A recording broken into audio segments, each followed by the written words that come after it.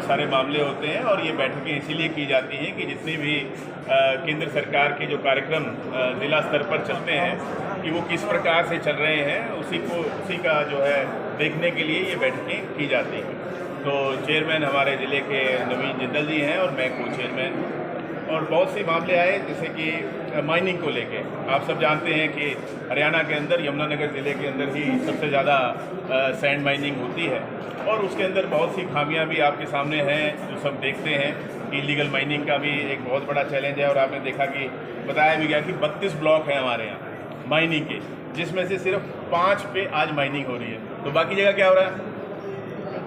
अब देखिए, राजस्व का भी नुकसान होता है सरकार को जब सारे ब्लॉक्स में माइनिंग नहीं होती, केवल 5 में हो रही है तो बाकी 27 में क्या हो रहा है। तो ये एक इलीगल माइनिंग का एक रास्ता बन जाता है जो कि नहीं रहना चाहिए। जब 32 ब्लॉक हैं तो प्रयास रहना चाहिए कि 32 के ऑप्शन हो और FIR दर्ज हो जाती हैं इलीगल माइनिंग को लेके, लेकिन उस पर आगे कार्रवाई नहीं होती।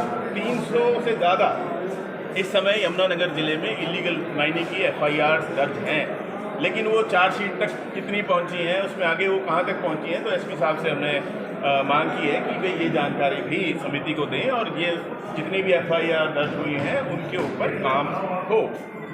ऐसे ही ये सामने आया कि सिलेंडर को लेके कि ग्रामीण क्षेत्र में तो कर रखा है 45 दिन के बाद आप दोबारा सिलेंडर बुक कर सकते हैं और शहर में 25 दिन का कर सकते हैं। ठीक है, ये क्योंकि जिला स्तर पर तो ये नहीं हुआ है, ना राज्य स्तर पे हुआ है, ये केंद्र सरकार के स्तर पे हुआ है, तो ये भी हम मांग रखेंगे।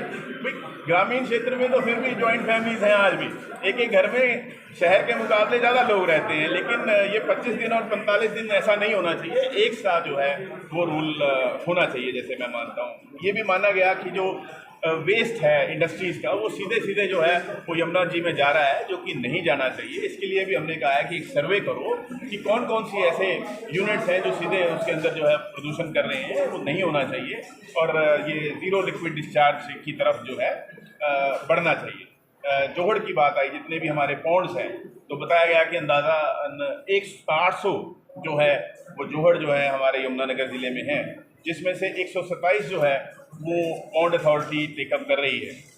लेकिन जो बाकी हैं उनका क्या होगा, तो मैंने ये बात रखी है कि जो बाकी भी जितने भी हमारे जोहड़ हैं उनको भी जो या तो मनरेगा के अंतर्गत या जो नया ग्रामीण आजीविका मिशन बन गया है, फिर उसके अंतर्गत जितने भी जोड़ हैं वो समयबद्ध तरीके से सबको साफ किया जाए, बाकियों को छोड़ नहीं दिया जाए कि अगर पॉन्ड अथॉरिटी ने 127 ले लिए तो बाकी कहाँ जाएंगे, उन पर भी काम होना चाहिए। 38 स्कूल ऐसे हैं जहाँ एक भी शिक्षक नहीं है। देखिए कितना दुख की बात है कि हमारा जो प्रदेश का भविष्य है